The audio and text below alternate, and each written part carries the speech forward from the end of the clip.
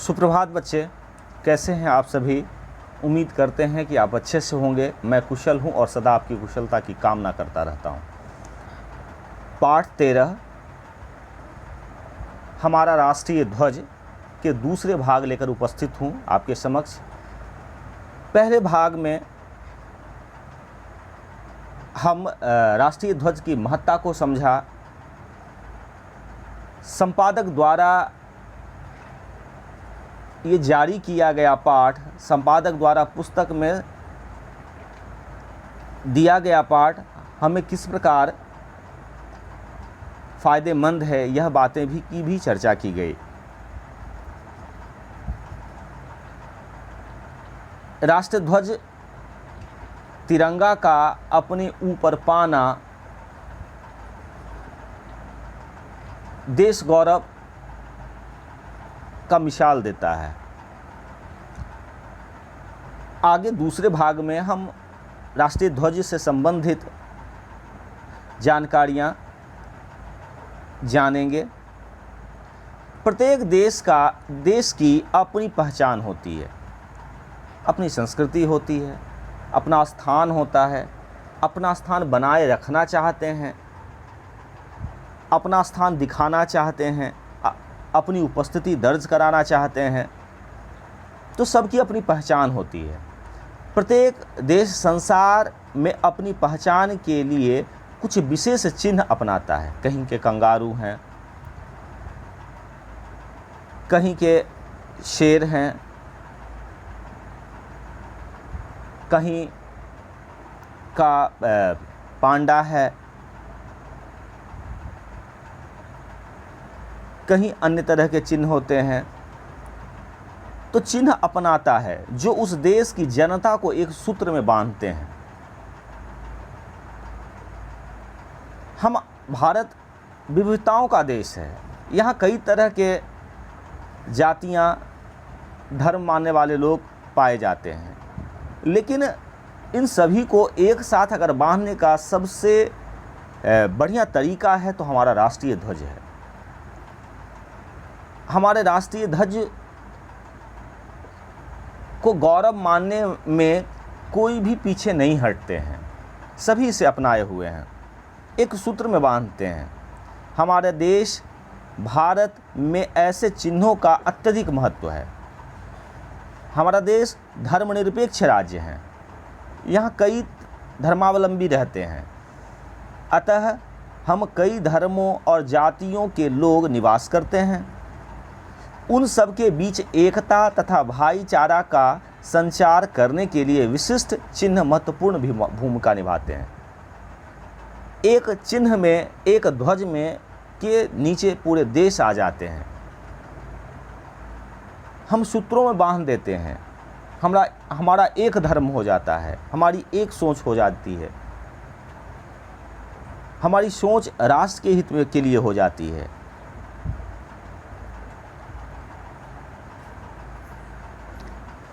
भारत का राष्ट्रध्वज यहाँ की धरती और लोगों का प्रतीक है।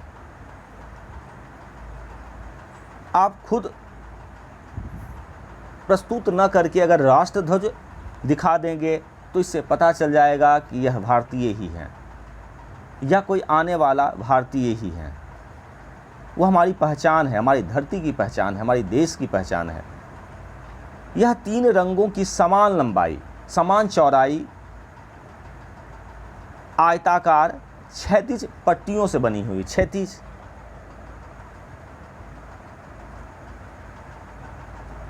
सबसे ऊपरी पट्टी केसरिया और निचली हरे रंग की है।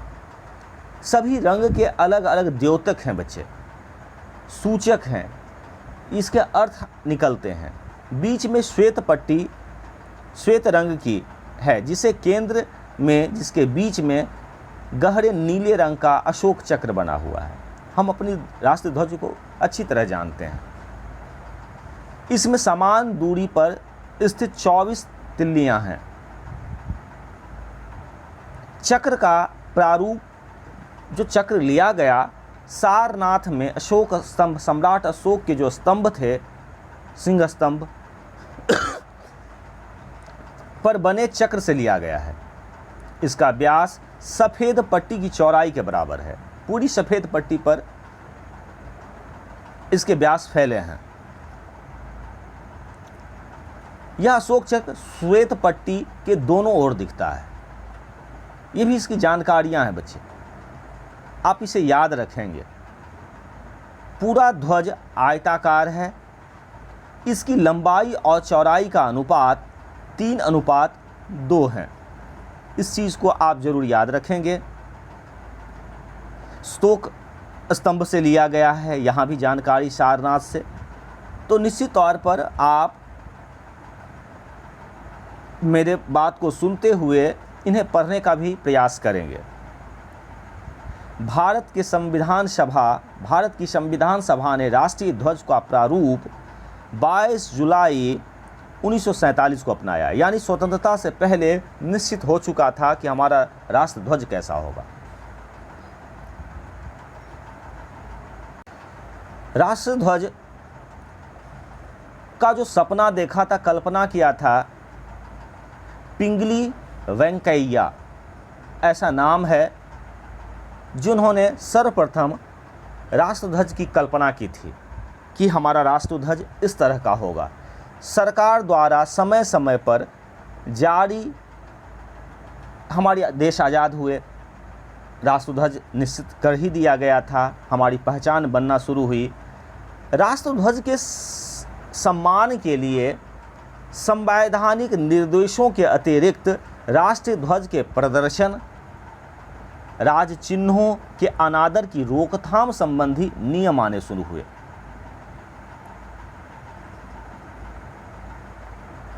ये नियम हमारे हमेशा राष्ट्रध्वज को सम्मान देने के लिए ही आया है।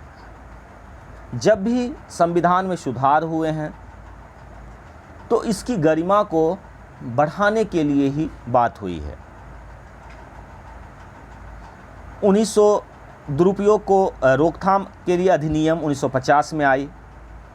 राष्ट्रीय प्रतिष्ठा के अनादर की रोकथाम के लिए 1971 में कानून आई,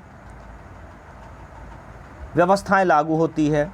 भारतीय ध्वज संहिता जो सबसे अंत में आया, जो सर्वोपरि राष्ट्रध्वज को सर्वश्रेष्ठ सम्मान प्रदान करता है, साथ ही साथ यह हमें बताता है कि कब किस परिस्थिति में हमें राष्ट्रध्वज के प्रति कैसा व्यवहार करना चाहिए। भारतीय ध्वज संहिता 2002 सभी संबंधित लोगों के मार्गदर्शन को लाभ के लिए इस प्रकार सभी कानून, परंपराओं, दिशा निर्देशों के साथ लाने का एक प्रयास 26 जनवरी 2002 को यह आई थी। इस डेट को आप ज़रूर याद रखेंगे। कुछ प्रश्न हैं इससे संबंधित। ध्वज संहिता भारत के स्थान पर अब हम 26 जनवरी 2002 में जो आई, वह आई भारतीय ध्वज संहिता। इसी में सारी व्यवस्थाएं अनुसार दी गई हैं। निजी संस्थानों और शैक्षणिक संस्थानों द्वारा राष्ट्रीय ध्वज फहराने पर प्रतिबंध नहीं है। आप आसानी से फहरा सकते हैं, आज़ादी है। ध्वज की मर्यादा का सम्मान के अनुकूल जो राष्ट्रध्वज संहिता में विस्तार से लिखा हुआ है, किस प्रकार मर्यादा प्रदान की जाती है राष्ट्रध्वज को।